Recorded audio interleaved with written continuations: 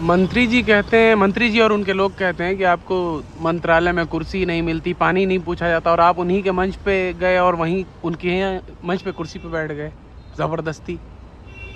ये अहंकारी लोग हैं। ज़िंदगी भर उनकी कट गई अपने मालिक की पानी पिलाते पिलाते, मालिक के लोगों को पानी पिलाते पिलाते।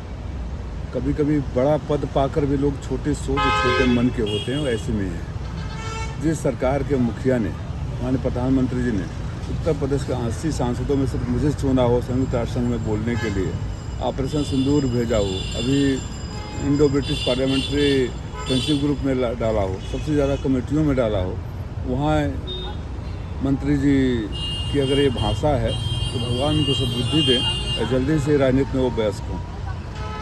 आप भाजपा के कार्यक्रम में गए ही क्यों?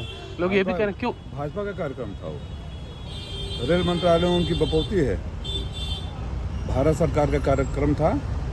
और जिस सदन में पार्लियामेंट में माननीय अश्विनी वैष्णव जी बैठते हैं वहीं मैं भी बैठता हूँ, इसीलिए 3 बार माननीय रेल मंत्री जी ने कहा कि हमारी सदन में चर्चा होती रहती है। ये फिर मंद बुद्धि का परिचय है। ये कह रहे हैं कि भाजपा का कार्यक्रम था, यही बोला ना। कृपा पर पद पा जाना और पॉलिटिकल मैच्योरिटी आना दोनों अलग अलग बातें हैं। संघर्ष की कोख से जो पैदा होकर राजनीति में करता है उसके अंदर अपने लोगों के लिए त्याग, सेवा और समर्पण का भाव होता है।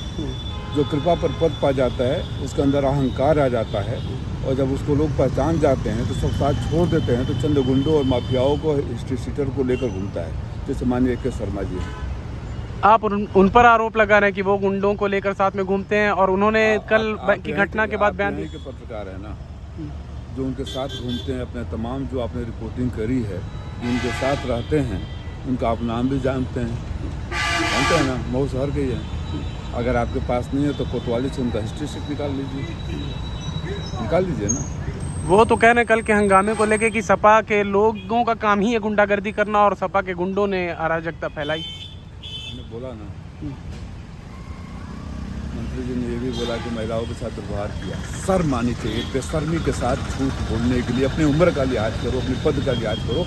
एक वीडियो दिखा दो कहीं जो हमारे लोगों ने बेशर्मी बदतमीजी करी हो, मैं राजनीति छोड़ दूँगा। महिलाएं जब हमारे दरवाजे पर आए तो मैंने उनको बहन करके पानी पिलाया, मिठाई खिलाया। जिनको आप भरमा कर सड़कों पर घुमा रहे हो कि 2023 से जो बिल पास हो, उसको बोलो बिल पास करो, बेचारी को पता भी नहीं है, शिव चर्चा के नाम पर लेकर आए। मंत्री जी, मैं आपकी बहुत इज्जत करता था और आपके लिए लड़ता भी था, आपको बड़ा भाई कहता था, लेकिन मुझे एहसास हुआ कि आप उस लायक नहीं है कि आपका सम्मान किया जाए। आप उस लायक एकदम नहीं है। आप बहुत छोटी सोच के, छोटे मन के।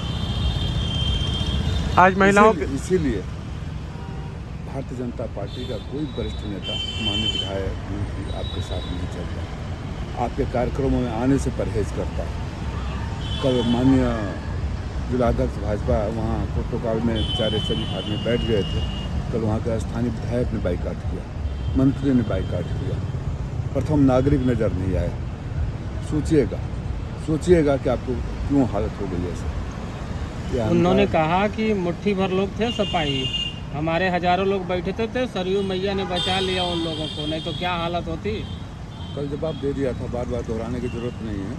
जिस दिन समाजवादी पार्टी के किसी कार्यकर्ता को छूने की अगर कोशिश कर दिए या हानि पहुंचाने की कोशिश कर दिए तो जिंदगी भर जो कमाए हैं दे देंगे। इसीलिए आप बड़े सेवा करके आए हैं, पानी उनी पिला कर वहाँ से जिंदगी कटी है, पानी पिलाते पिलाते आप कृपा पर यहाँ आ गए हैं।